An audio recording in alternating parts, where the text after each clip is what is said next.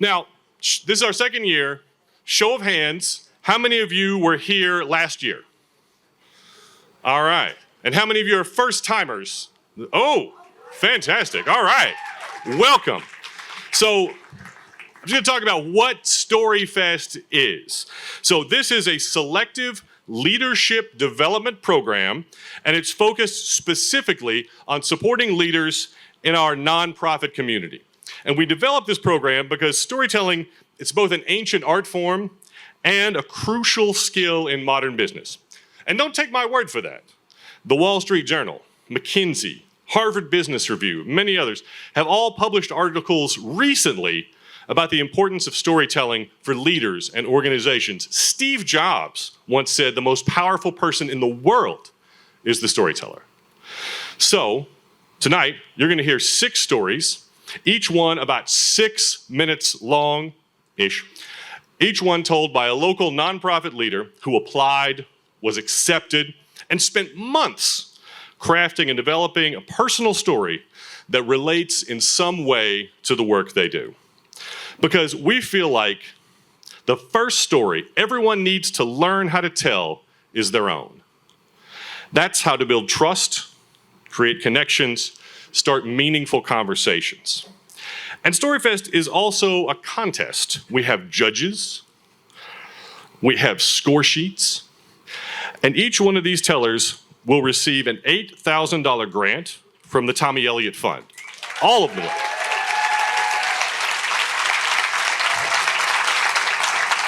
And the winner will receive a $10,000 grant from the Tommy Elliott Fund. I had the honor of serving as the primary storytelling instructor, and a team of outstanding mentors helped each of our tellers prepare for today with the guidance of Mara Corlett and Marianne Elliott. Let's have a round of applause for all of those folks. Now, one thing I want to talk about, and I think it's important to understand, and this is something we talked about from the very beginning, is what a story is exactly. Because people talk about tell your story, storytelling, story this, story that, but we don't ever talk about what we actually mean by that. So I'm going to nerd out here for a second. Bear with me. See, fundamentally, the way I look at it, stories are about agency. In lots of stories, the main character, real or fictional, loses agency in some way in the beginning. Then they struggle, and then they take action to try to reclaim some measure of agency over their own lives. And that leads to a kind of transformation. That's one way to define story. And you can see that pattern in all kinds of stories, from the Bible to the Lion King to the Hunger Games and Breaking Bad. And you'll hear versions of that in the stories from the folks who are going to take the stage in a few minutes. And each of them is working to create transformation through the organizations they lead. And in some ways, StoryFest represents a kind of transformation too. This event, as I said, is supported by the Tommy Elliott Fund. Tommy Elliott was among the people who lost their lives in a workplace shooting 3 years ago this month here in downtown Louisville. And for the family and friends of those we lost, and really for our entire community, that moment was defined by pain and grief. But our founder, Dr. Marianne Elliott, didn't want Tommy's memory to be defined that way. Because the truth is, we all deserve to be defined by more than what we've lost. That's one of the reasons StoryFest was established last April, to use the power of storytelling to help nonprofit leaders define themselves and the work they do that benefits our community. We're here tonight to honor and celebrate that work and give them a platform to share their stories. To tell us more, let's hear from the founder of StoryFest Louisville. Please welcome Marianne Elliott. My microphone. Elijah's got me. Oh, thank you. Thank you so much. Thank you. Thank you. Goodness, welcome. We are so glad that you're here tonight. All of the friends and family, I can't tell you how grateful I am. First, I want to recognize the nonprofit leaders in this room. because they are my heart in this. And this is why we are all here. Their willingness to engage, to get out of their comfort zone, to stretch themselves. It may seem easy to tell a 5-minute story. You can get up here and tell about anything. And let me tell you, it is not. It is hard work. And they have taken courage and determination to do that. So let's give them a round of applause.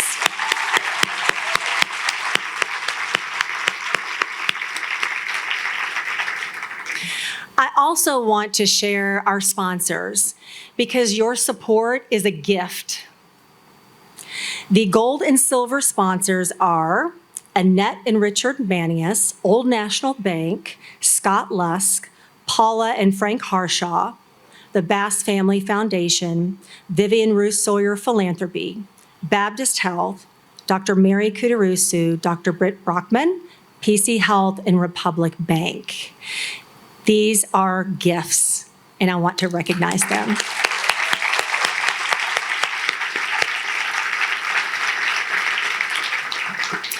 So the sponsors in giving these gifts are the way that we're able to give grants.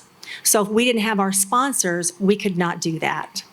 I also want to call attention to a packet in your seat. There are 2 on the table, and about every 3rd seat we have a packet. It's about 6 pages long because in that packet, it will detail what each organization is going to do with their grant. And I think when you read through it, you'll be inspired and want to know more about their organization.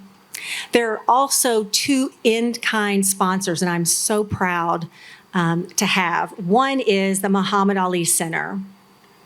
Thank you. Because Muhammad Ali showed us that one voice grounded in truth and courage can change everything. And that's what StoryFest is all about. Because stories exist because they connect us in a way that nothing else can. There was a time in my life when everything felt really hard to make sense of.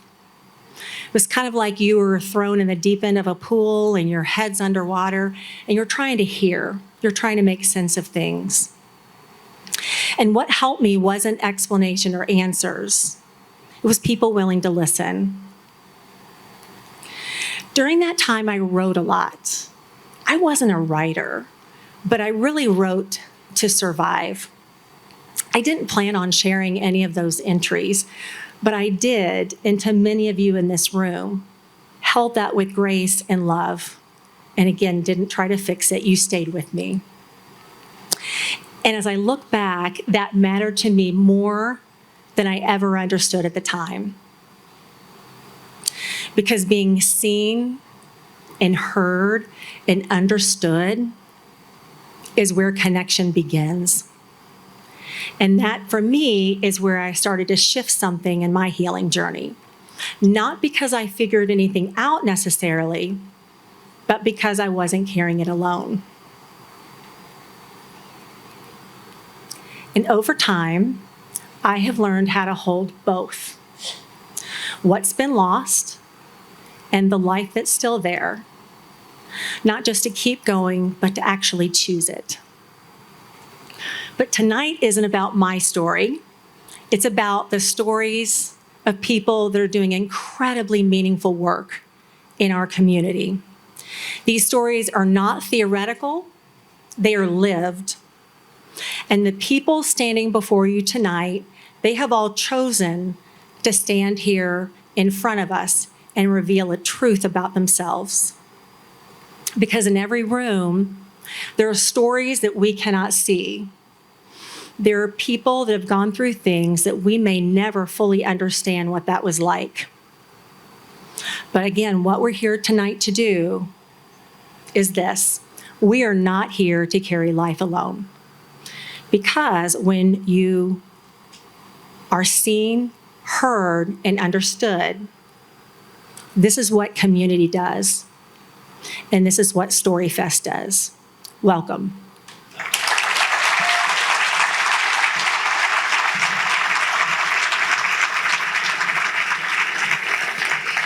One more round of applause for Dr. Mary Ann Elliott. Thank you. Also, I just have to disagree with one thing you said, Mary Ann. Having had the privilege to see some of the pieces of writing you did, you are actually one hell of a writer.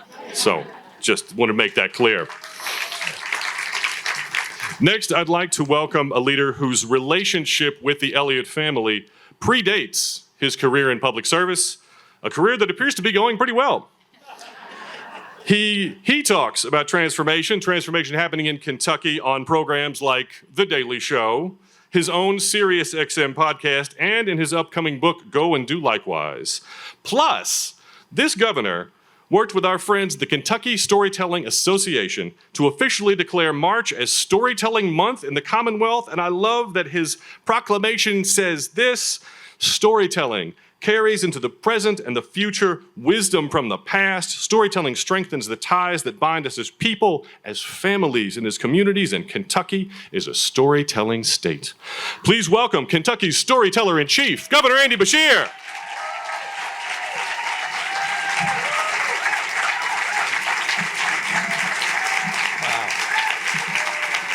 Thank y'all. Thank you. Well, good evening, everyone, and thank you for being here. And thank you to Mary Ann for honoring Tommy, her family, their lives together in such an amazing and positive way. My faith teaches me that while the body is mortal, the soul is eternal, and I know that we will all see Tommy again. Until then, stories are how we keep his memory alive, as well as the memories of all people that we care about that are gone too soon. Whether it's our friends, our family, or someone else who's really impacted your life, stories help us remember the best of who that person was and how they lived the best of us. Last year, I told y'all a story about my friend Tommy and his pastel pants and how he looked out for my fashion, even when I might not have appreciated his unsolicited advice. By the way, he would be astonished that I am in a pink shirt tonight. I told you how proud he was when we stood up for kids being attacked by their own state legislators. He believed in doing what was right, whether it was popular or not. And I told you he was one heck of a fundraiser. So I can't imagine anything that would make him happier than the crowd here tonight with the money that we're going to raise for this foundation and the good work that all these nonprofits are going to do. I got to meet a lot of these groups last year. And the ones that are here this year, I looked through the program, I know them all. And they are doing phenomenal work. So feel good about what you're doing here tonight, and then think about how you can do some more good. Tonight, let's listen. And then let's help spread the word about their transformational work and the why behind of it. Sometimes politicians talk a lot about the what. That's policy point 2, sub point 3, bullet point 4, I. It's important to know the what, but we don't talk enough about the why. For me, my why is my faith and my family. The golden rule that teaches us to love our neighbor as ourselves, and the parable of the Good Samaritan that teaches us that everyone is our neighbor. All of tonight's storytellers live that out every day. Oftentimes, they're the group that's walking that path, and the person on the side in the ditch that needs help, they're the group that picks that human being up and sees them not as this or that, but a child of God like I think we all are. This event can create a ripple effect that helps build their impact and resources and helps them help the next person. So please be generous. Tonight, I want to share just 2 quick stories about Tommy, one that occurred in his life and one that's occurred since, because he keeps making amazing things happen. So I told you last year about his fashion advice and his pants. I want to tell you this year about his running suit. To describe this to you is difficult. It is something in between a ninja and the thing people wear when they jump out of a plane. I remember being in the middle of the neighborhood where we both lived, where I was told I could never lose money on a house and prove those people wrong. And I think I'm with the dog, and this person comes running through and stops in front of me, and for a moment I thought it was a member of the Blue Man Group.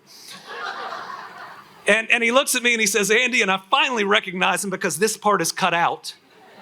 And the rest of it almost looks like he's swimming for the U.S. Olympic team now. And the best way I think I can now describe it is what our former mayor, Greg Fisher, said. He said, the first time I saw Tommy in that, I told him that suit could get you arrested. The second time is after his passing. Mary Ann very kindly had sent me his cufflinks. She said, I think he would want you to have them. And they are the fleur-de-lis, and it reminds me of Tommy. It reminds me of all of our time together. And it reminds me of this city, which was my home for 15 years. It's where my kids were born and raised. It's where they went to elementary school. It's where I built my career, where I bought our first 2 houses. I mean, I'm the first governor that I can remember that not only admitted he lived in Louisville, but says he loves the city of Louisville, especially on nights like tonight.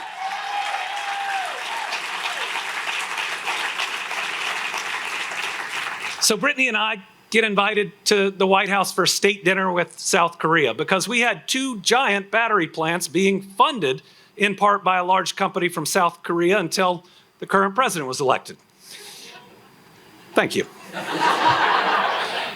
And so I wear Tommy's cufflinks, which, by the way, are really hard to put on.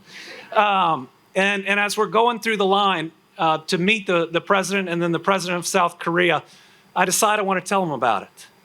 And so I got up there and I said, Mr. President, let me tell you a story about these. And he stops, he gets the photographer to come over. He says, I want a picture of the 2 of us with these cufflinks. And then he takes his cufflinks off, his shirt, and hands them to me. With a pair of presidential cufflinks in my hand, I look at him and say, sir, don't you need those for your shirt? At which point he tells me I have a few pairs. Even after his passing, Tommy Elliott got me a pair of presidential cufflinks. How about that?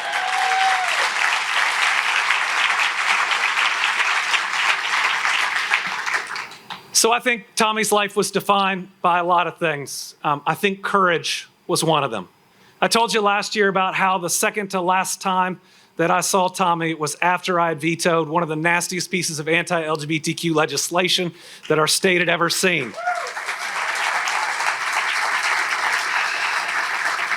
The last text message he ever sent me was he was proud of me for that.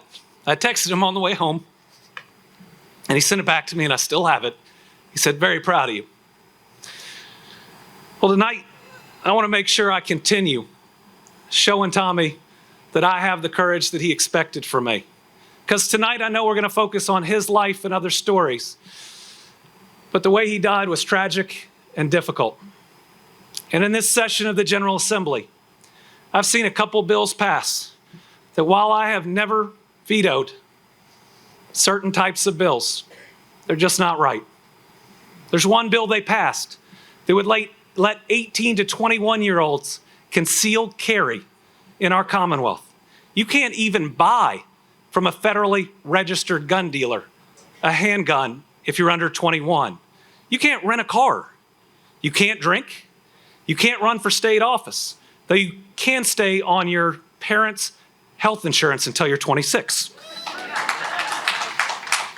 The other one would try to fully shield liability for gun manufacturers in the Commonwealth.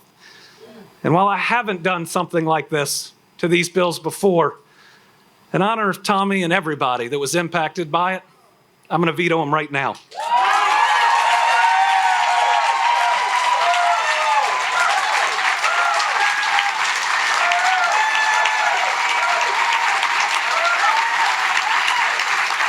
Thank you all very much.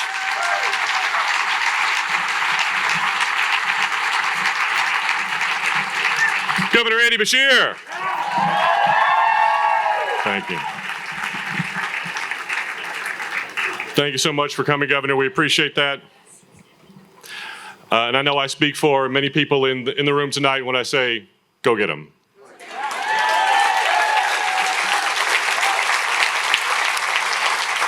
All right. Whew. So, StoryFest. As I said, this is a contest. There's going to be a winner. Everybody wins, but one person slightly more than the others. To facilitate that, we have judges, and I'd like to introduce them now. Our first judge, Gil Reyes, is artistic director of Pandora Productions, a career theater professional whose powerful personal story, Kidneys and Commitments, has aired worldwide on the Moth Radio Hour and podcast. Welcome, Gil.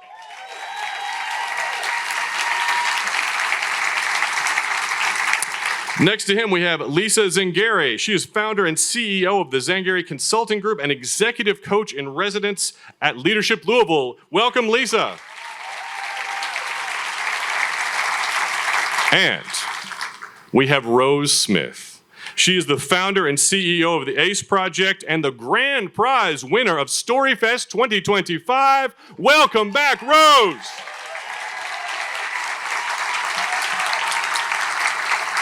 All right. Now, before we begin, three things I need from you.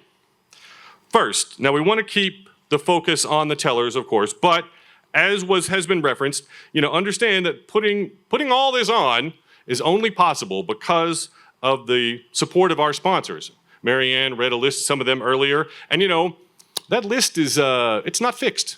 It's open to anyone at any time, including any of you right now. So, for example, we have a convenient QR code right here in your program, and feel free to point your phone at this. If needed, find someone who can explain to you how this works. Point your phone at this, and through the magic of technology, you can support the fine work of StoryFest and the work we're doing to develop nonprofit leaders here in Louisville. So you can do that at any time throughout the evening, and your support for StoryFest and the Tommy Elliott Fund is very much appreciated. Next, I need you to do something else. Some of you have already done this, but to contribute in your own way to the stories that we share. And that is by filling out the slips that you could find at your table or in the chair where you're sitting. And this is something we borrowed from our friends at the Moth. We promise to give it back, where we just give you a little prompt and you fill it out anonymously. And then we have runners who, if you just raise your hand, one of our runners, where are our runners? Hello. Thank you, runners. We'll come and collect it from you, bring it up here, and I'll look through them, and I'll share some of these throughout the evening. It's just sort of a little way to extend the storytelling, story sharing experience. Here's an example. So we give you a prompt related to our theme of momentum. Tell us about a time when you were scared the momentum wouldn't last. And so here's what someone wrote. When the pandemic stopped the world and threw us into isolation, I remember the moment I finally got to hug a friend once the world reopened, and I haven't taken hugs for granted ever since. Very nice, thank you. Another one time you were scared the momentum wouldn't last. In 9th grade, I had a huge crush on this girl in my karate class. And I felt like maybe it was mutual. I thought we had established a connection all those times we'd pretended to punch and kick each other. And at the end of the final class, I asked for her number. I was hoping for yes. I was prepared for no. I wasn't prepared for her actual answer. Why? Quite a momentum killer right there. So yes, please fill out some of these, bring them up. We'll share a few of those. It's anonymous, and we will appreciate your contribution to the content of our presentation tonight. And the last thing I need from you is to understand what this is. In addition to all the things that I've described, storytelling in this context, it's not a recitation. It's a conversation. It's a conversation between the storyteller and the audience. Now, they'll do all the talking, but what we ask is that you show them the respect they've earned by working hard to get ready for this moment. So what that means is please silence your phones. Silence your phones. Double check to make sure you've done it. You know how hard it is to control this thing. and give them your full attention. And bring yourself into this as well. Like, if something strikes you as funny, laugh. If something moves you, don't be afraid to let that show either. And let them know with your applause and some kind words afterward how much their stories and their work means to you. Your response is part of what makes this a conversation and not just a bunch of one-way speeches. Now, our 6 tellers showed tremendous courage and dedication, all to get ready for today, for you. Now, they may be a little nervous, but we told them that the StoryFest audience is terrific and will be on their side. Am I right? Am I right? All right. Are you ready? All right. Our very first teller coming right up is coming to us from Family and Children's Place. This organization has been part of our city for 140 years, showing up for children and families when things are at their worst and turning hurt into hope. Leading that work right now is someone who was once a kid who could have used the care that Family and Children's Place offers.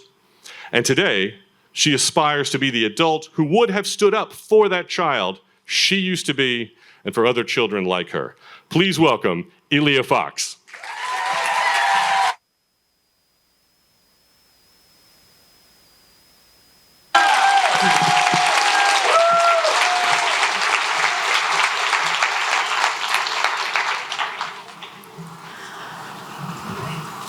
When I was 25, I was in a house fire.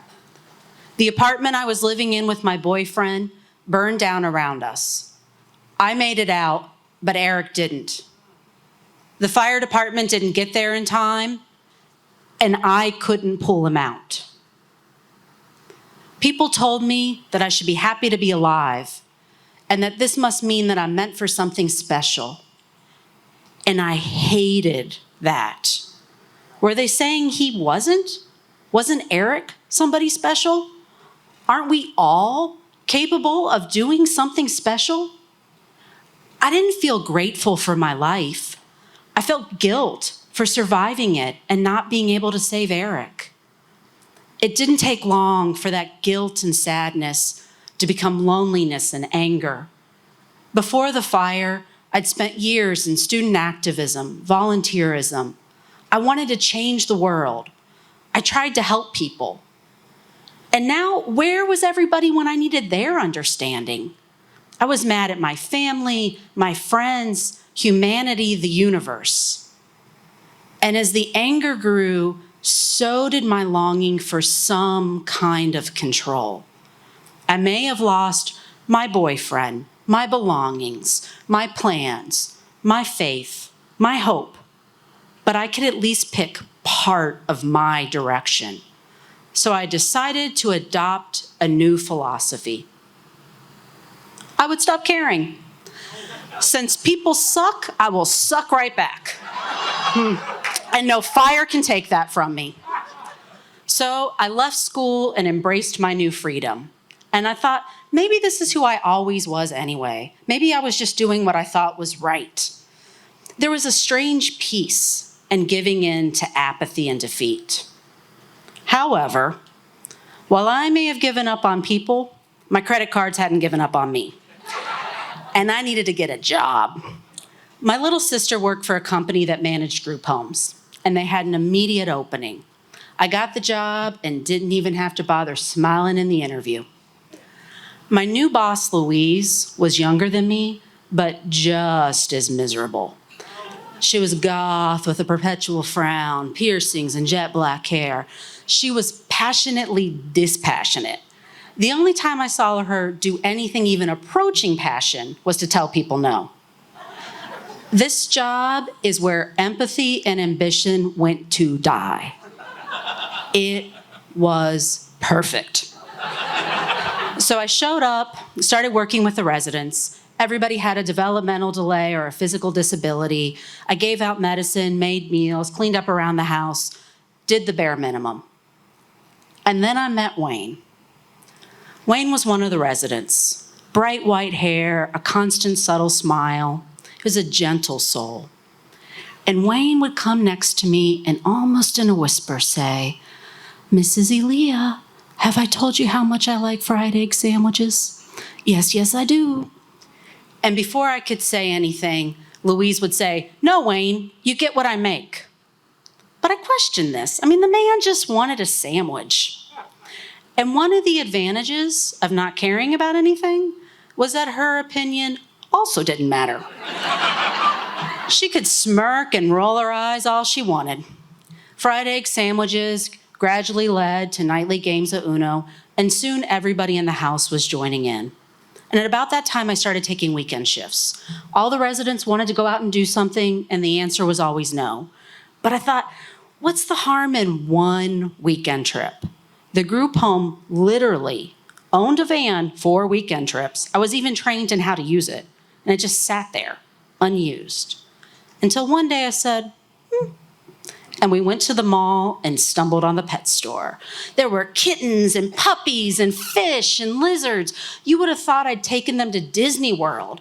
They were so happy that I thought, well, who am I to not take them back the next weekend and the next? Until one day, my grumpy goth boss and her boss called me into a meeting. I figured I was in trouble, pushing it a little. So we sat down and they said, well, we've been thinking. And maybe it's not a bad thing that the residents have things to look forward to, stuff they enjoy. We want to create a new position to coordinate activities and bring this to more group homes. A director of fun.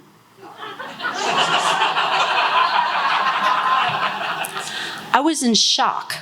Turns out I wasn't in trouble. I was being offered a promotion. I thought, since when do I direct fun? And who are you people? Where's my grumpy Louise? But as I sat there, I realized they hadn't pushed back on me in a while. Every once in a while, they might even join an Uno game now. Nobody was forcing me to make Wayne fried egg sandwiches. Not even Wayne. Even when I was trying so hard to fight it, I was making a choice. I was choosing to care. I turned down their offer, but it changed me. It was in that moment that I realized I needed to consciously re-engage and let myself be that person again, while also acknowledging my trauma, and that both already lived inside of me. And I couldn't be my full self in that setting, and so by encouraging my growth, they also made me realize it was time to move on. A little over a year later, I was back in school, this time in Buffalo, New York, where I later married my next door neighbor, handsome fella sitting over there, and eventually relocated to Louisville, baby in hand. It's been over 20 years since I've seen Wayne, and I'm indebted to him. People suffer horrible traumas, often at the hands of others. But Wayne showed me that I'm more than my own experiences. I'm also how I shape other people's experiences. And that even in my darkest moments, small acts of compassion do matter. Today, I walk through the doors of Family and Children's Place, where trauma and isolation are common experiences for many of the children and families we serve. And I often feel immense gratitude for the privilege of service. Caring wasn't my burden. It's not even my duty, it's an honor. Earlier today, we held our annual rally to end child abuse, and I was surrounded by victims and advocates. And I was reminded that trauma heals in community, not isolation, and that my mentors and teachers can come from unlikely places, even a fried egg sandwich. Thank you. Elia Fox.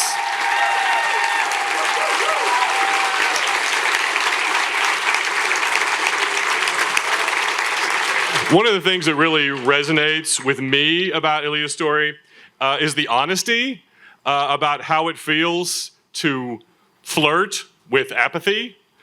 You know, because I know I've felt that way, and I know I'm probably not the only person in the room who's felt that way, because at times apathy is so tempting. It looks so easy, like so much less work. But, you know, let's face it, sometimes giving a damn is exhausting and hard and heartbreaking, but as her story illustrates, Giving a damn also makes life so much more satisfying than not giving a damn. So thank you for that reminder, Aaliyah. We appreciate that. Thank you. Thank you also for going first. We appreciate that as well. And also, the tireless concern for other people, that fuels our next storyteller as well. She represents Hip Hop Into Learning.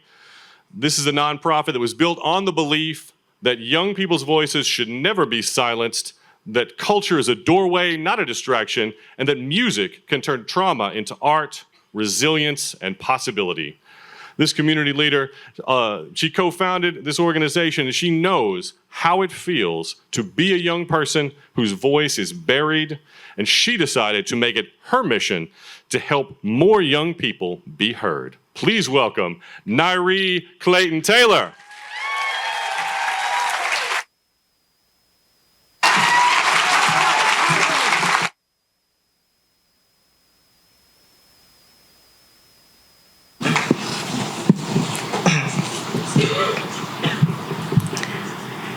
Crimson, vermilion, amber, flames, gold, topaz, centrines of sparkling haze, marigold and tangerines all in a blaze. I loved fire, y'all. I loved fire. A lot. Especially the lighting of a match and how the smell of it and its purpose is only to ignite and to consume its own shaft. And I promise you, that's what I was doing on the 4th of July when my room caught on fire. But 6-year-old me had a plan. I was an expert. I was an expert in fire and in blowing out matches. And understanding that the flames before me couldn't possibly be blown out by the 6-year-old body, I knew something that could. So I ran to the TV room, grabbed the fan, came back, plugged it up, turned the fan towards the fire, and whoo, I was surrounded by hellfire. And today I stand here, Scout's honor, and I promise you, I was not playing with the fireworks I had snuck in my room the night before. I had more sense than that. I knew not to do that. I know some of you are probably wondering, why fire? Well, the answer is simple. Fire is trauma. And I did not have the words to explain the trauma inside me. I didn't have the words to explain that I was one of the 1 in 4 girls who were sexually abused before the age of 18. And my body was reacting a lot like that match, consuming its own shaft. Until I heard her on the radio. How many of you remember hearing your very first favorite song as a young adult? Yeah, I know. Whew. I heard her. Help me out a little bit. I'm Roxanne, the Lady Devastator. I make you feel hotter than it is in Grenada. The ROXANNE.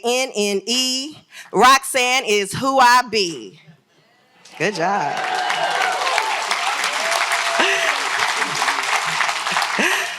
Roxanne is who I be.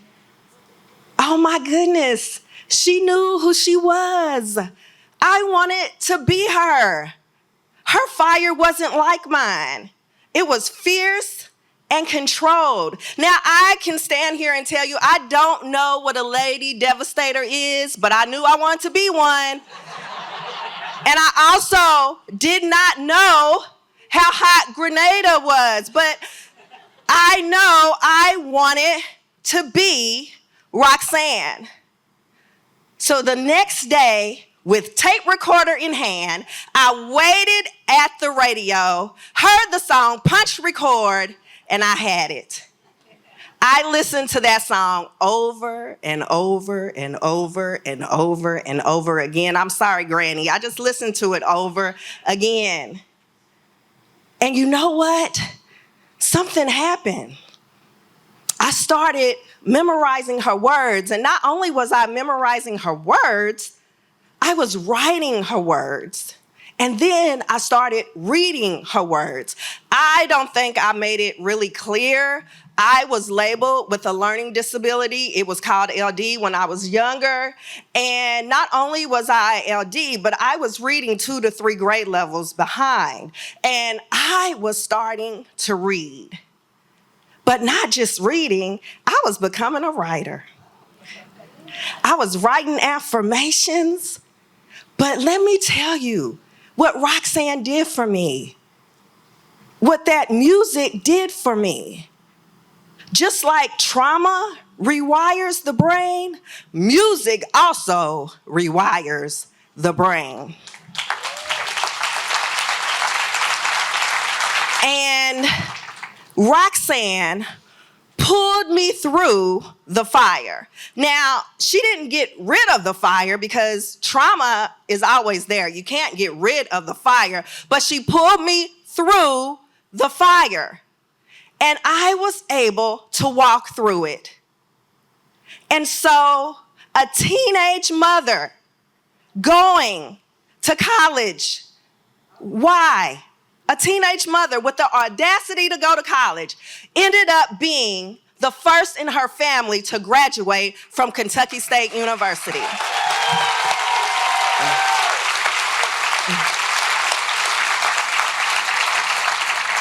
The child that was always in trouble, could not read, ended up becoming a teacher. And not only a teacher, but I became the 2019 Kentucky Elementary Teacher of the Year.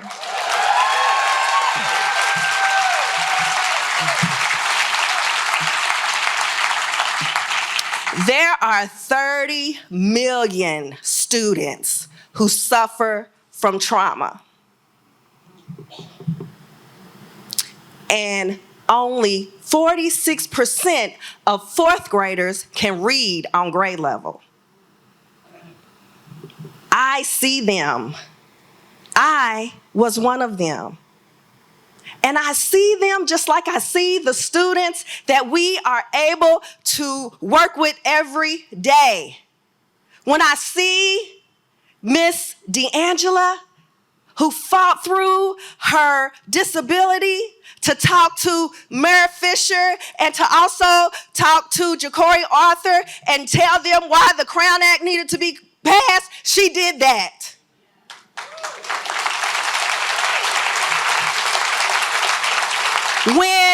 When Genesis, she's here somewhere, when you're watching television and you happen to watch C-SPAN and you see a young lady sitting on a panel at the Department of Justice talking about art and how it was important in the sense of passing Brown versus the Board of Education, that is Genesis Hatchett, and I see myself in her as well.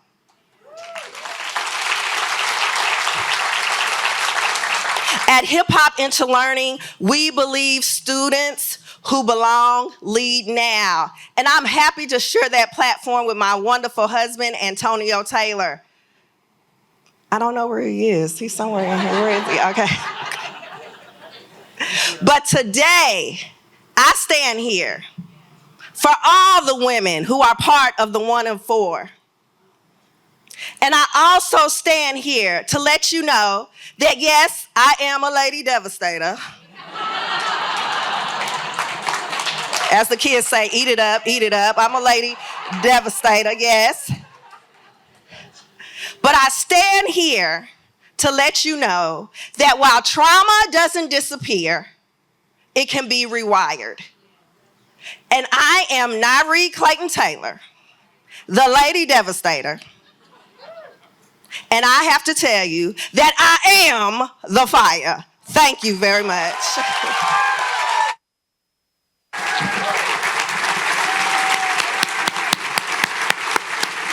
Nyree Clayton Taylor.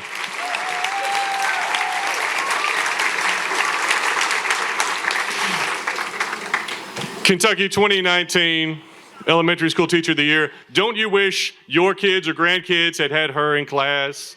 Don't you wish you'd had her in class? That was outstanding. Thank you so much for that. She may have put away her matches, but she is still bringing light, warmth, hope, and music and possibility to the lives of young people. Thank you so much, Nairi, for that. Really appreciate it. All right. Couple of slips. Tell us about a time you were scared the momentum wouldn't last. When I first started my consulting business, I didn't know if I could do it, but I did. Very nice. Another time you thought the momentum wouldn't last, my current relationship. At first, it seemed too good to be true. Now I know it's just true. And a time when you were scared the momentum wouldn't last, every campaign signed Andy.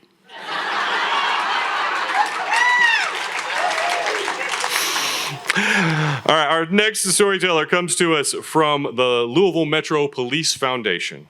Foundation is an independent nonprofit that serves as a bridge between our community, our police officers, between our community and our police officers. The foundation provides critical equipment, training, health, and wellness support that aren't funded by tax dollars but are essential to those who serve. At its core, the foundation's work is about caring for the men, women, and families behind every badge and strengthening the bond between law enforcement and the community that Louisville's police officers are sworn to protect.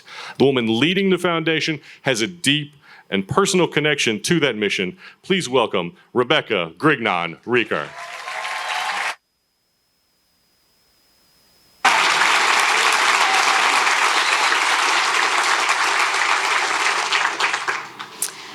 I grew up as the oldest of 8 children. My mother is a saint.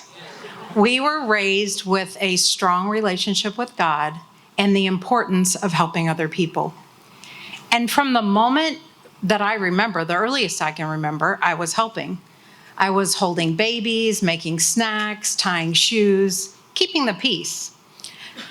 I don't know that my siblings really appreciated me being that helpful because they called me Becca Boss Cow. Very hurtful. But I love family. They were the most important thing to me and still are. When I was 23, I was working mall security. No segues, unfortunately. And I met Peter Grignon. Peter was absolutely phenomenal. He was quiet, but he had a great sense of humor. He was kind of one of those guys you wanted to stand against the wall with at parties because he could always make you laugh. Kids and pets loved him. He was just the total package. I was very lucky to meet him. We loved working mall security together. We helped reunite lost kids with their parents.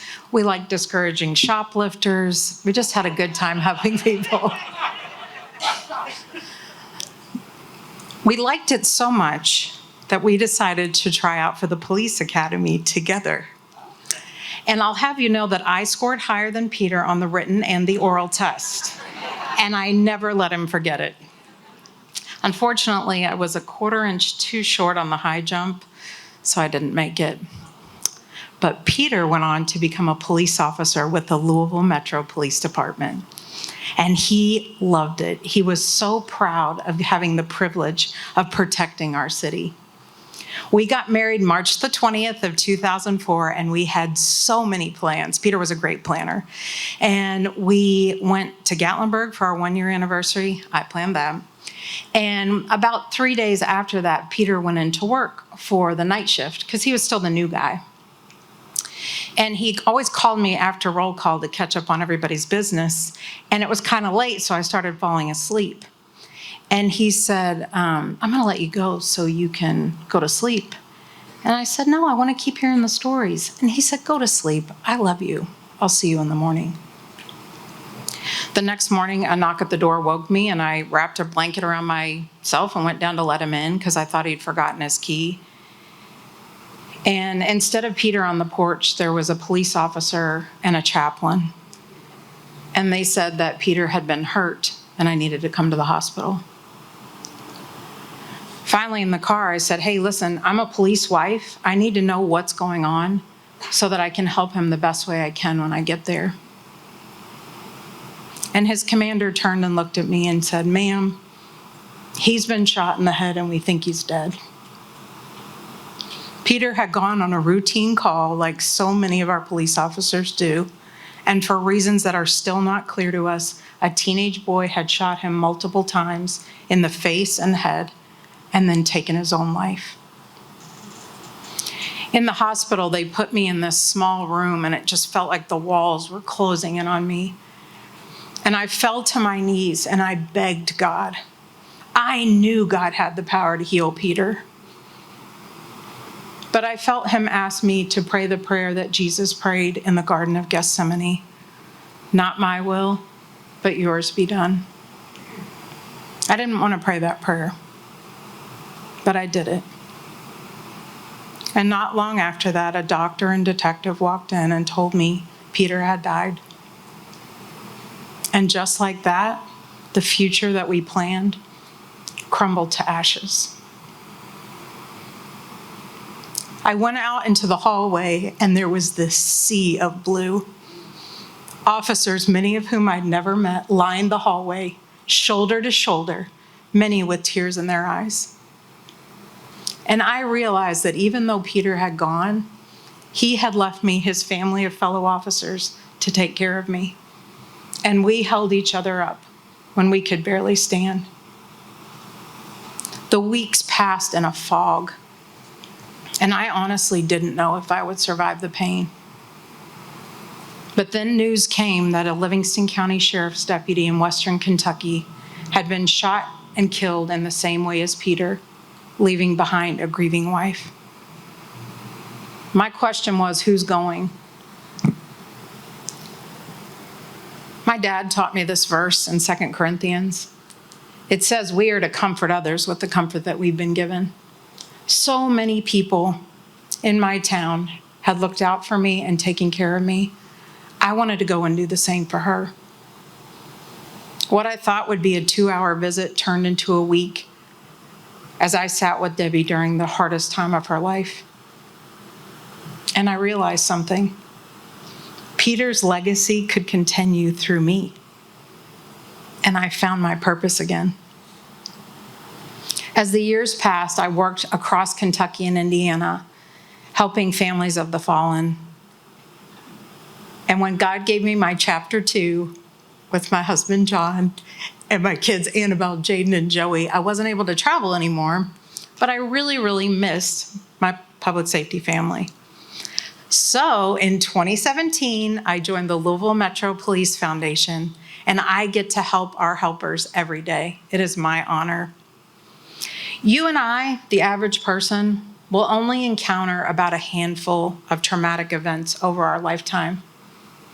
These guys, in a 20-year career, encounter hundreds and hundreds.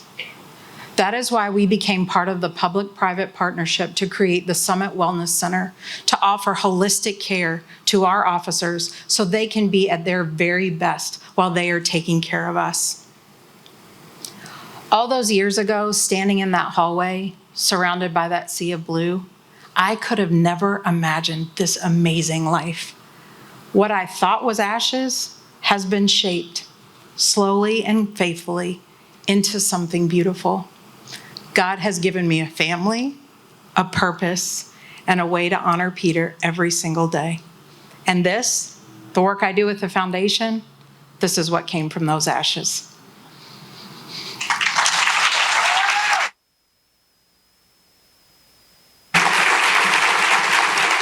Rebecca Grignon-Reeker. Thank you, Rebecca.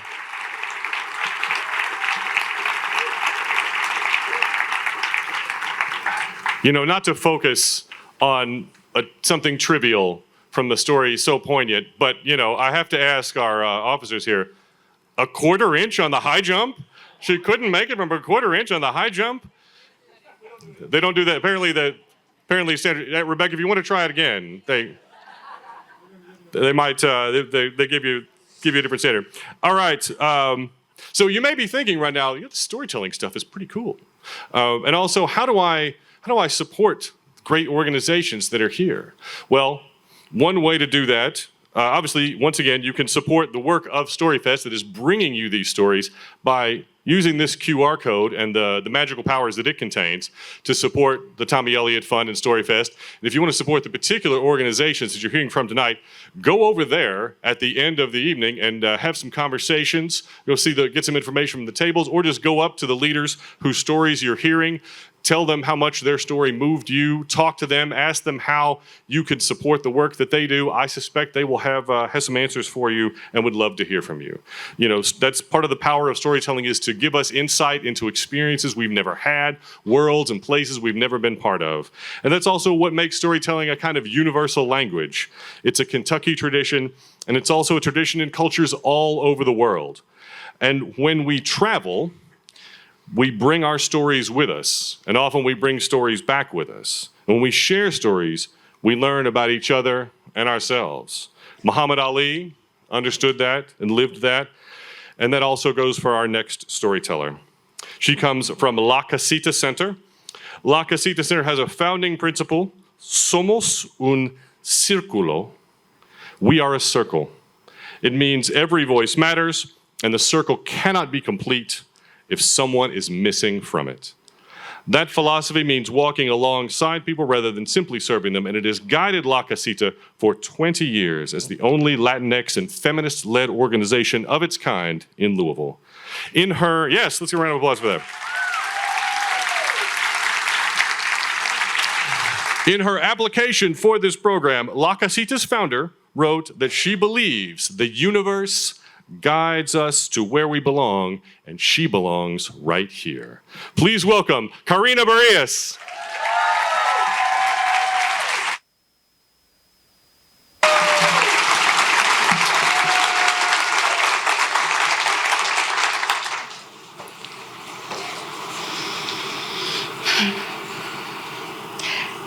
Joy is a present in the Latinos and Latinas of the world. It doesn't matter what we're going through. It doesn't matter the tragedy, the catastrophe. We cling to joy. And joy is especially true for me. 32 years ago, I arrived at the University of Louisville. Go Cards. And I was chosen among so many brilliant students to come to study through a Fulbright scholarship. I was one out of 13 Central American students. I was coming from a very poor barrio. I was coming from a family that survived a very violent, abusive, incestuous father. My mother, who could barely survive and struggle every day in her pain, will tell me, your life will be different from mine, so you have to study. So I was this little girl in school. I would raise my hand all the time. I was ready to dance, to sing, to speak in public, and no one would ever know beyond my poor shoes and my very old clothes. Because this little girl refused to cling to the pain, to the trauma, to the abandonment. I was ready to live in peace, to be joyful. And I knew that my place was somewhere out there in the horizon. One day, as a grown adult, going to college in Guatemala City, I saw this announcement, Fulbright scholarships to the United States. And I knew then that was my chance. And I applied. I told my friends, they laughed at me. I told my mother, she prayed for me not to get the scholarship so I wouldn't leave her. But the universe said, go to the very first beginning of the rest of my life. I remember that my Louisville welcomed me with the 1994 snowstorm. First time I saw snow, it was so beautiful, cold, didn't matter. I was so happy. I felt, oh my God, I'm in college, I'm here, I'm about to start this new adventure. College. And if you grew up in the 80s, you most likely watched the movies Animal House and The Revenge of the Nerds. So I was so ready to come to party and study. Little did I knew that besides all of that, that was going to be the very first time I was going to hear someone say to me and my friends, look at them. They are dirty. They are brown. They are ugly. We don't want you here. Go back to Mexico. I couldn't understand what was happening. This was a different movie that I had imagined. It was absolutely terrifying. Then I remember that our RA invited us to a pizza party on that weekend. And as very good Latinas, they say party, we say fiesta. We did our hair, high heels, makeup, walking. Hallway with grace, ready to party, first college party, the door opens, the shock. Everybody was wearing PJs, they were sitting on the floor, no music. We went, we left, started walking through UVL, and we stood up in front of the Red Barn, and I closed my eyes, and I said, one day we're gonna have the biggest Latin party, and everybody is coming to this party.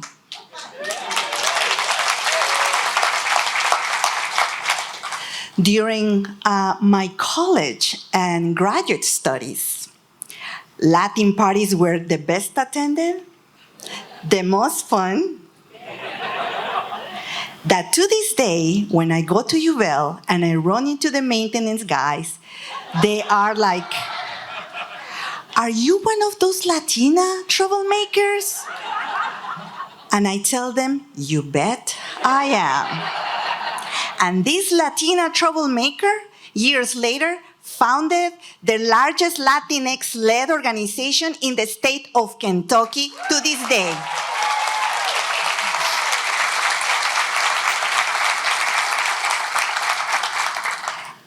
And what I know so far about my life is that joy is mine. No one can take it away from me. And that was true through my college years. I learned a lot. I went through the academics, but I also learned my truth. I learned to stand my ground. I learned about the history of my Black siblings in this country, about the rejection of the LGBTQ community as well. But nothing stopped me.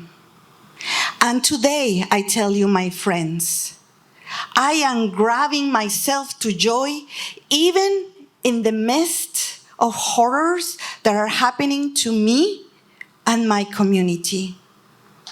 To see the fear in the eyes of my son and my daughter, in the eyes of all my sisters, to think about those children in the cages.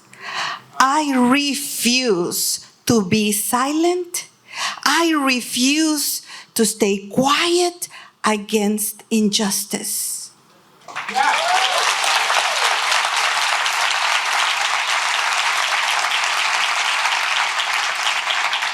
And I am carrying with me this joy inside of me.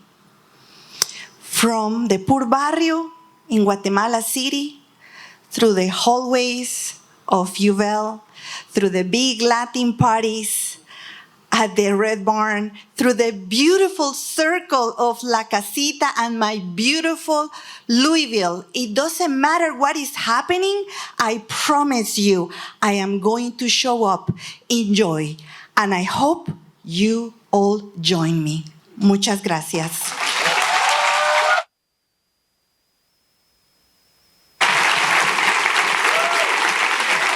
Karina Barrias. She does the work. She brings the party. Thank you, Karina. Thank you for bringing us into your circle with that story. Thank you very much. Whew. All right.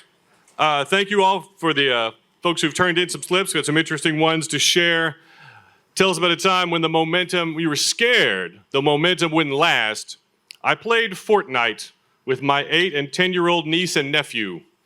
They are now 14 and 12 and don't play Fortnite anymore, but I do. Time you're afraid the momentum wouldn't last.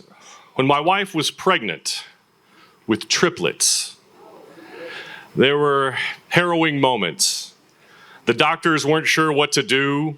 She was incredibly brave and stayed on bed rest for weeks, not knowing if all of them, 2 of them, 1 of them, or none of them would make it. Would make it out of the hospital, or make it to their first birthday. This month, they turned 22 years old.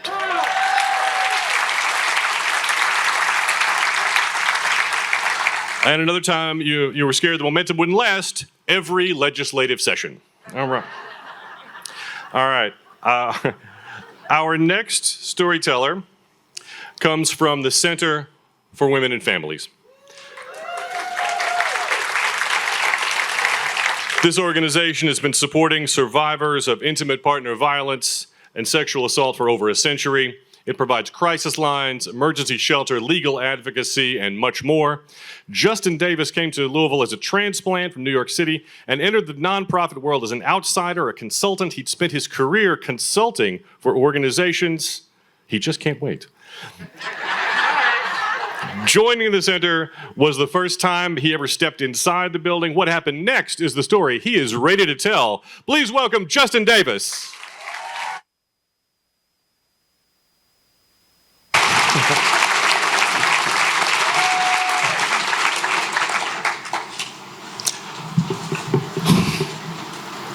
Home and family have always been my core, my center, my safety. They've allowed me to know who and what I am in the world and where I belong. Family is why I'm in Louisville. You know what else I needed to be in Louisville? A job. I wasn't looking to change the world, just a salary that almost made me happy. Almost. The Center for Women and Families.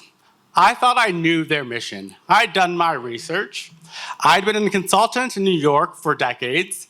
I knew how to package an organization, write the appeal, seat an event for 500, get close enough to the mission, and sell it without getting too close.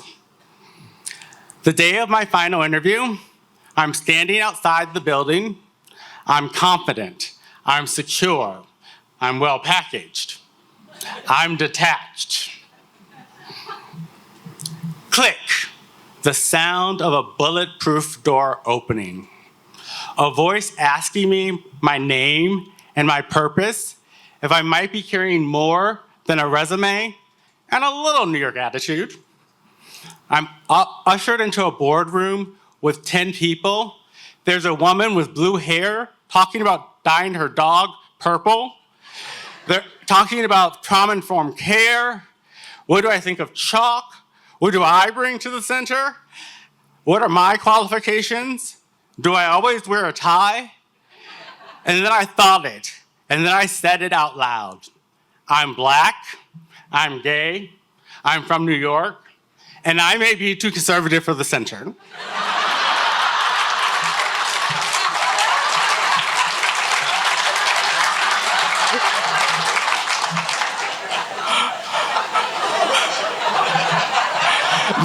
laughed.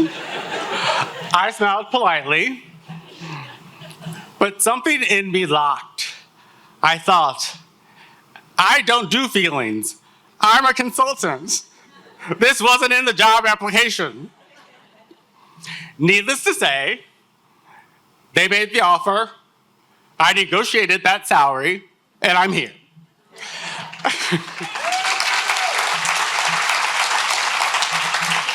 You can ask my boss, Elizabeth, she's over there. How many times she's regretted that? You can ask her afterwards.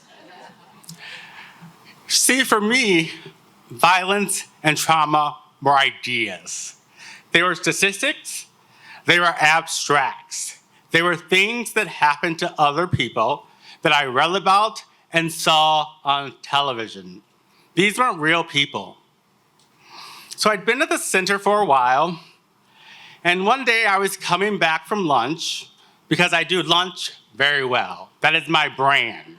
I am very good at closing the ask at lunch. I'm coming back, I've closed the ask. I'm feeling great. I walk into the lobby, and I stop, and I froze.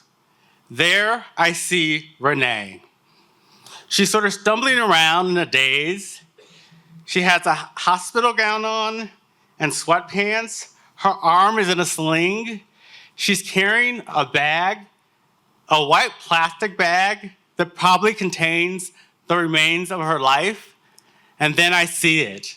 I see the staples, bright staples, running down the neck, down her arm,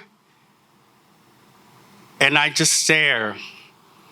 I finally say, have you been helped? Can I get you water? Is there anything I can do for you? I say she nods, but I'm not sure if she really did. I might just say that to make myself feel better.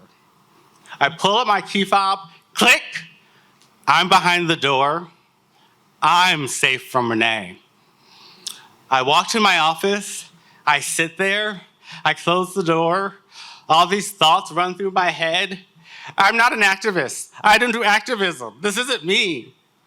What am I supposed to do with this? So I phoned my sister Anne Marie, who is a therapist.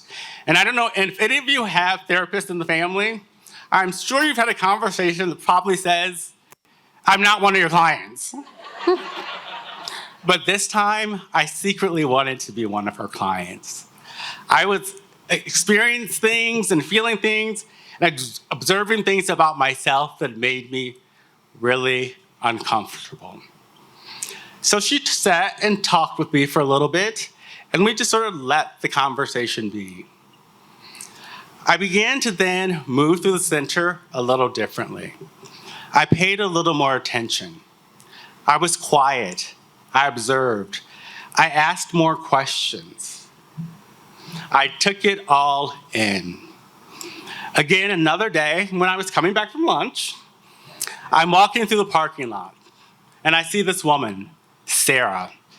She's just sort of pacing back and forth, looking at all the entryways as if they might swallow her whole. Finally, we slowly walk to each other, and she says to me, "Is this where people like me go?" And in my mind, I'm thinking, what are people like you? But this time, I don't run, I don't freeze, I stay. I don't walk in front of her, I don't walk behind her, I walk beside her. I walk to the door, I take out my key fob, click, we walk through the door together. We are safe.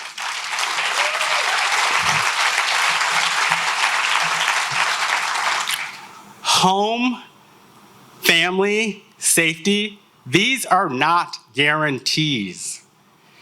These are privileges. These are gifts. They are fragile. Some people have them. Some people will never have them. They can be lost, rebuilt, and sometimes they disappear forever. Safety is present. It's listening to someone's story whose story is still in pieces. It is honoring someone's choices when most of their choices have gone away. I didn't come to the center to change the world. I would like to think I've made a difference, but I do know the center changed me and made me better. It taught me how to see, how to listen, how to participate and be silent. It taught me how to be a better, more open and honest leader. It clicked. Thank you.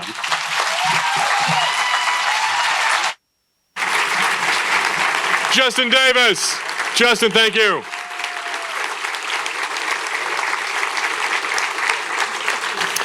All right, before our final teller takes the stage, let's just take a moment. We want to thank a few folks who contributed a great deal to making this evening happen. I led the initial storytelling workshops with our cohort, and they started developing their stories, and then each of them worked with one of our outstanding community mentors to refine and finalize the pieces you're hearing today. Mentors, will you stand up, please? Stand up, that's right. We want to thank Erica Brown, Erica Brown, Stephen Michael Carr, Meg Cottle, Christina Getz, Nashon Leslie, Paula Lockhart, Keith McGill. Thank you all. We appreciate you so much. You did a great job. All right, and now, our final StoryFest storyteller of 2026. Let's have a round of applause just for that, just to get through this part. Yes. All right. She comes to us from Gilda's Club of Kentuckiana. Gilda's Club was founded on the belief that community is stronger than cancer, and no one should face cancer alone.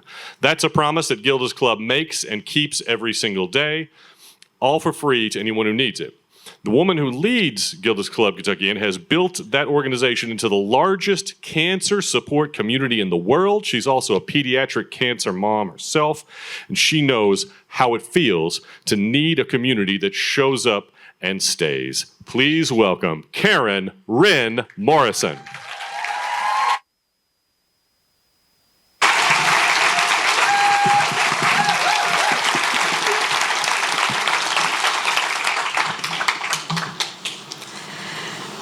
I was standing in a small glass chamber just outside an isolation room at the Children's Hospital of Wisconsin. As the oncologist stepped in, I heard the airlock, that shh sound of the door closing, designed to keep germs out. He placed x-rays of my 5-year-old daughter's lungs up on the glass. As the light filtered through, he said, "Black is good, white is bad." Both of Kenzie's lungs were solid white, a double fungal lung infection with zero ability to fight it. "Miss Morrison," he said, "with or without a transplant, your daughter probably has 4 weeks to live. We should call in hospice." I didn't hear whatever he said next. I turned to look through the glass at my little girl in that big hospital bed, a tangle of tubes coming directly out of her chest, connected to a double-wide IV pole. She was looking away from me, and I followed her gaze through the window to the gray skies. I remember thinking, I haven't even been outside since we had arrived by air ambulance 2 days before, but I bet it was cold. It was Mother's Day, 2002. Suddenly, everything seemed really far away and muffled and muted, and I could only get tiny sips of air. As a gay kid from West Louisville, whose parents were both alcoholics, each married 6 times, all I ever really wanted was a life full of love and stability. We were poor. I had gone to 12 schools in 12 years. But as an adult, I had done it differently. I'd worked so hard to build a life full of love and stability. I had a nice home, a loving partner, 2 wonderful daughters, and it was all crumbling around me. Pinpoint bruises on Kenzie's eyelids and earlobes had spread in wide bands across her stomach, and what the doctor initially told us was probably just a virus, nothing to worry about. Turned out to be very severe aplastic anemia, a disease we had never even heard of. If the bone marrow is a garden that grows red cells, white cells, and platelets, the doctor explained to Kinsey, then leukemia is like weeds in the garden. But with aplastic anemia, there are no seeds. Nothing grows. I forced my brain back into that chamber where the doctor was still talking. He said, "Now don't get me wrong. I will work my butt off to save her. We'll take her to transplant on a ventilator if we have to." Like me, he was 39 years old and had 2 young daughters, and I believed he would work his butt off to save her. I so wanted to say thank you for that, but afraid some otherworldly howl would escape if I tried to speak. I only nodded.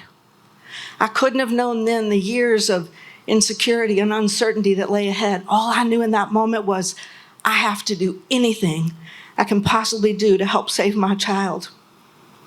She needed a bone marrow transplant, ideally from a matched sibling, but her only sibling, my younger daughter Jillian, was not a match.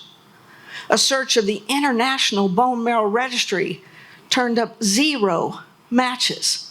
0. But there had to be a way. I asked the doctor, "Is there any way we could use frozen embryos I have left over from prior infertility treatment to create a bone marrow match?" I had had a hysterectomy, but my sister said she would be my surrogate. Now I knew, even if my sister could carry my child, a long shot, the chance of that baby being a perfect match was only 25%. But I would have cut a path through a mountainside with a box cutter to give Kinsey any chance. 6 months later, an amniocentesis showed that baby, another girl, was a perfect match.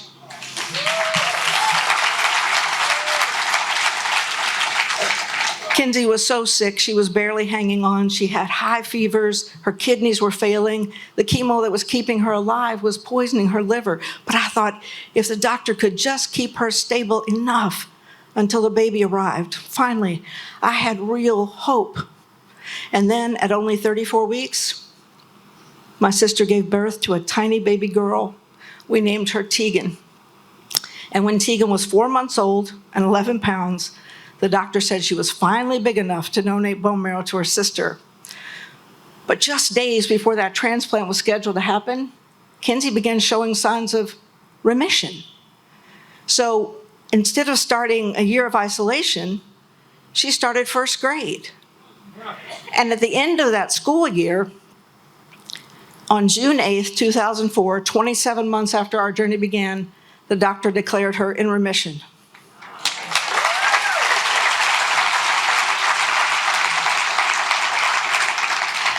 Yet year after year, that stability that I longed for continued to seem elusive. It always seemed to be just right around the next corner. Every time she got labs, I felt like we were gingerly walking on the thinnest of ice, fearful of a plunge into relapse. When she was 11, her heart stopped 7 times in one day. She needed a pacemaker. When she was 12, she was diagnosed with Graves' disease, likely due to all the radiation, and ironically, treated with more radiation. I resented sleep because I never knew how much time we had. Like the sound of my grandmother's clock on the mantle, life was this constant swing of the pendulum from fear to joy and back.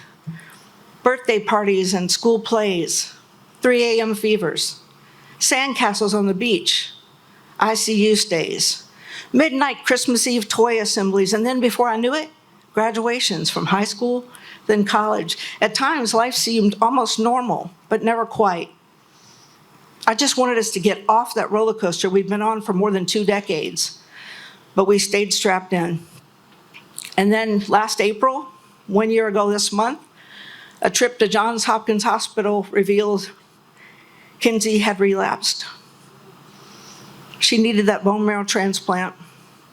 And so 22 years, 2 months and 2 days after it was originally scheduled, my youngest daughter, Tegan, did one of the many things she was born to do, save her sister.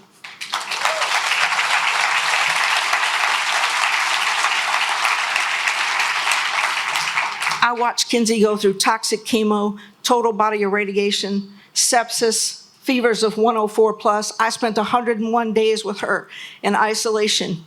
But last month, that doctor at Johns Hopkins enthusiastically declared the transplant a success, and Kinsey is here with us tonight with both of her sisters.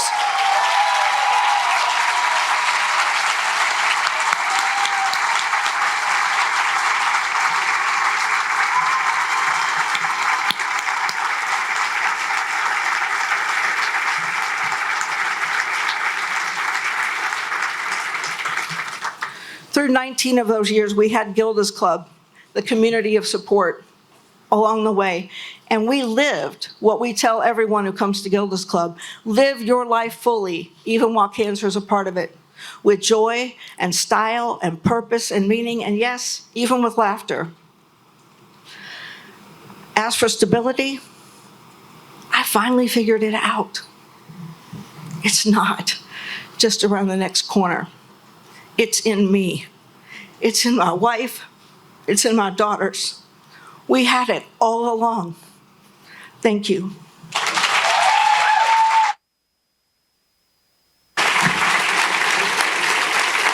Ren Morrison. Thank you, Ren.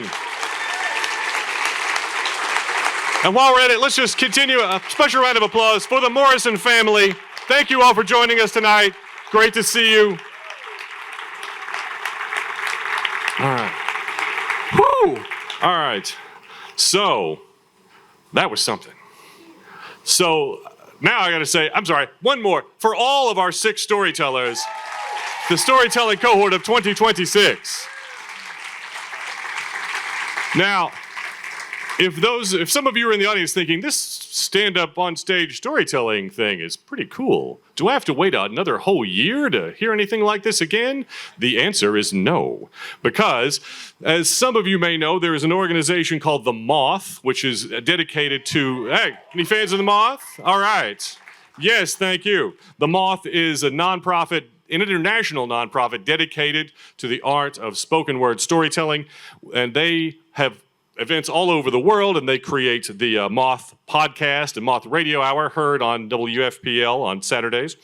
And Saturdays at 3, that's right. But the thing I want to be sure you are aware of is that every month, The Moth holds a story slam at Headliners Music Hall, typically on the last Tuesday of the month, where you can hear incredible stories similar to some of these on stage told by members of our community, and actually people who come from hundreds of miles away, because we are the only Moth Story Slam within a several 100-mile radius. The next closest one is in Chicago. So this is a wonderful event. I host it occasionally. The next open my Story Slam is at Headliners on April 28th, and you can also come to our Grand Slam, which is basically the City Storytelling Championship, on May 14th at the Kentucky Center. For more information, search for The Moth Louisville, or just come up and ask me. All right, our judges already slipped out to go and deliberate. They have the toughest job in the room today. I wish them luck, although, frankly, it's all good choices. But we'll hear from them in a moment, and they'll declare the winner. Right now, we have someone else we want to hear from, a special guest. Molly Jones was a member of the inaugural StoryFest Louisville cohort. They were the very first ones to do this. They signed up for something that, frankly, didn't fully exist yet.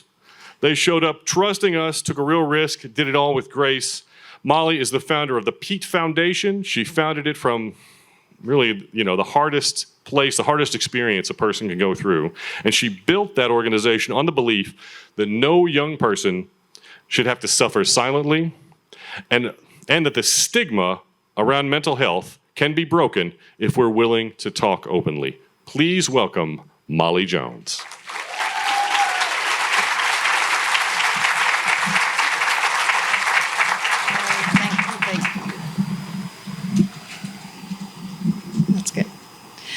So Pete was my son. He's one of 5 children, and he's the one who always wanted to make sure everybody was happy. Despite that nature, he suffered from depression. He was receiving treatment for his depression, but I didn't know the role I could play to help him recover. It's sad for me to tell you, but in December of 2016, Pete lost his battle with depression, and at the age of 23, he took his life. He left us a loving note, and he ended it with a request that his body be donated to science. He said, "Because I want to help mankind." In that light, we formed the Pete Foundation. So I want to thank everybody for being here tonight. And we're going to get started with an icebreaker. Then we'll learn how to question somebody who may be suffering. We'll learn how to persuade them to receive care and how to refer them for that care. Wait, that's not why we're here. I just wanted you to hear how I start my suicide prevention trainings. But it wasn't always that way. I remember standing on a concrete pad and a grassy slope formed up and all around me, forming an amphitheater. This was just a few months after losing Pete.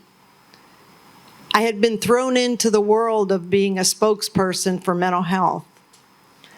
In this instance, I was in Cincinnati.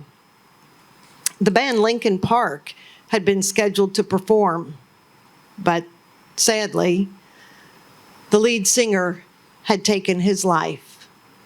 So they used the time and the place to hold a community gathering. I stood on that pad as stiff as the concrete beneath my feet. And I spoke to a group of young adults. Maybe 1,000 people were there, and they yearned for something. I acknowledged their grief, but I didn't tell them I shared it. I told them we need to fight for more treatment options, but I didn't tell them I had sought treatment. I told them we need to get rid of the stigma around mental health, but I never said Pete's name. I never said Pete's name. I told them to support each other and to reach out for help, but I never stepped into the grass with them. There was an ocean between me and my audience, and that ocean was like a coldness down my body, almost like what you might feel against a suit of armor. And that feeling persisted with every presentation I gave, that feeling of armor, that coldness, that feeling of an ocean between me and the audience. I felt like I needed to protect my audience because I knew the pain, and I didn't want anyone to even suffer a glimpse of it. So it's no surprise that in an early StoryFest meeting, I told Graham Shelby, "I can't tell that. It would make people too sad." I was standing in the way of my own success. That's how I knew StoryFest could be the single best opportunity for me and for the Pete Foundation. And it was. StoryFest was exciting, challenging, scary, and grueling.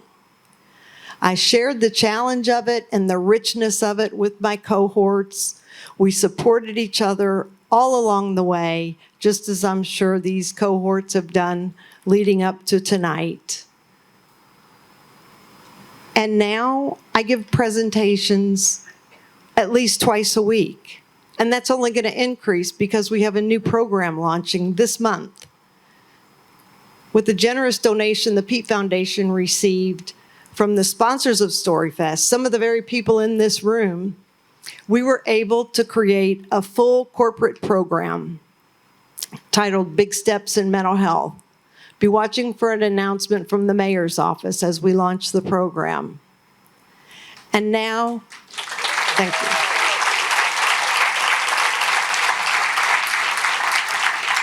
It gives me such satisfaction now that Pete is always a part of my story and a part of my discussions. And the most important thing about that is we're connecting with people. True to Mary Ann's vision, I found the story beneath our mission, and I learned how to tell it in a way that moves people. And it saves lives. Thank you.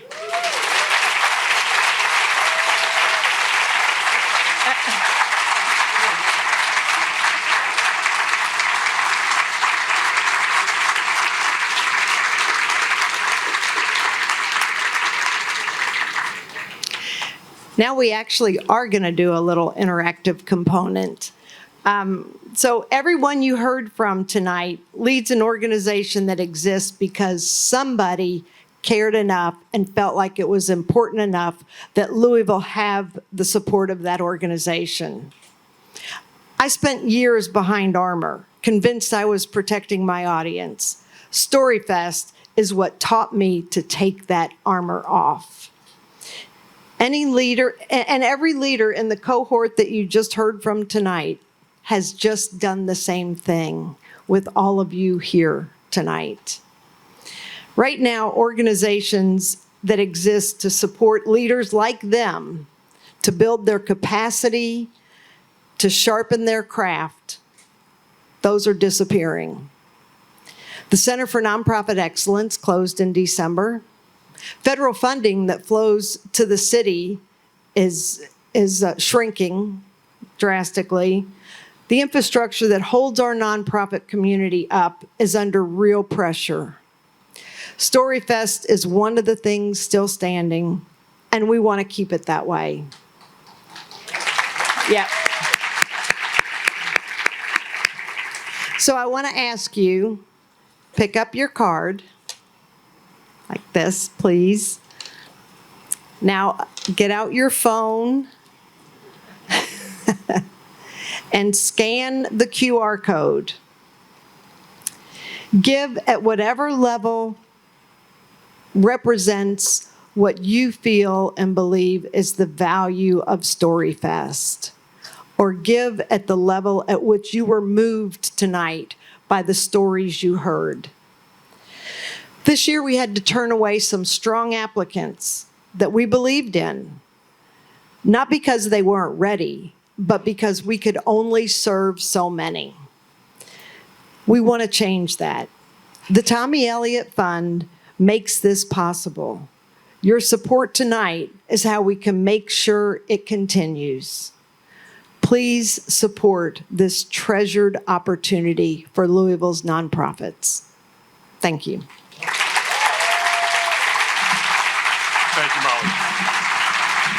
Molly Jones. Thank you so much, Molly. All right, our judges are back. The moment of truth is here. So I'm going to turn things over to Marianne for the announcement. But before I leave the stage, I just want to say what an honor it's been to work with this group. You've done great stuff. It's been wonderful to watch your stories evolve over the last few months. And I'll close with just one of my favorite quotes about storytelling. It comes from no less an authoritative source than Doctor Who. And it's this: we're all stories in the end. I want to thank StoryFest's founder for her work, vision, resilience, and drive to make all this possible. Please join me in welcoming to the stage with a giant round of applause, Marianne Elliott.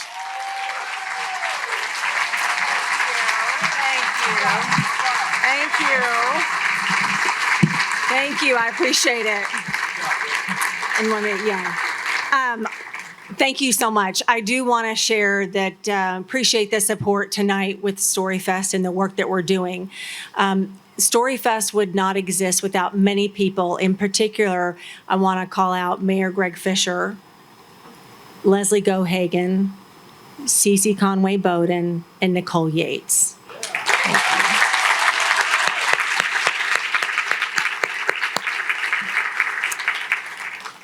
I also want to call out Mary Catherine Corlett.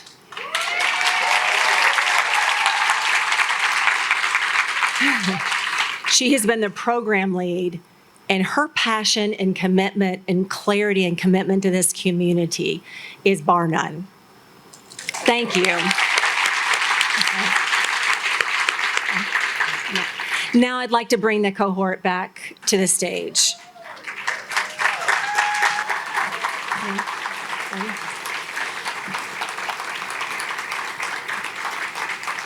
And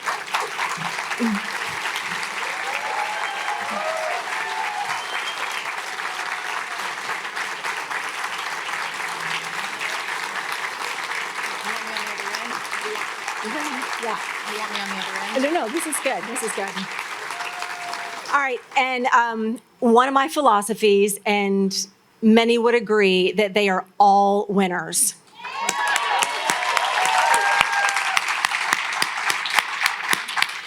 And I also want to say that the winner that we're going to give is receiving $10,000, and everybody else will receive $8,000.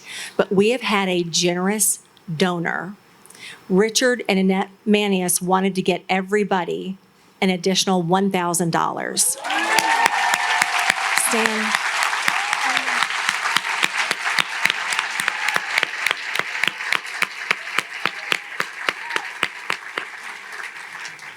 Okay, and the winner of the 2026 StoryFest is Karen Morrison with Gilda's Club.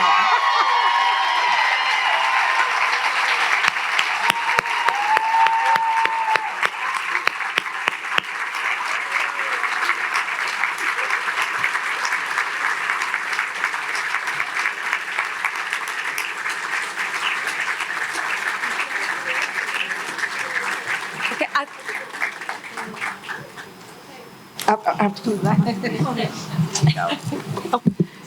So I love these guys up here. We've gotten to know each other so well. They all do great work. We worked hard together. And we talked before this started and we said, we're all winners. We want to split the money evenly. So that's what we're going to do.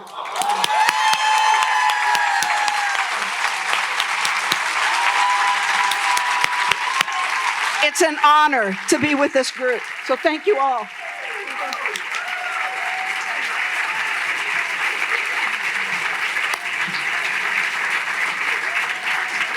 Thank you all for being a part of 2026 StoryFest, and look forward to 2027 StoryFest. Thank you.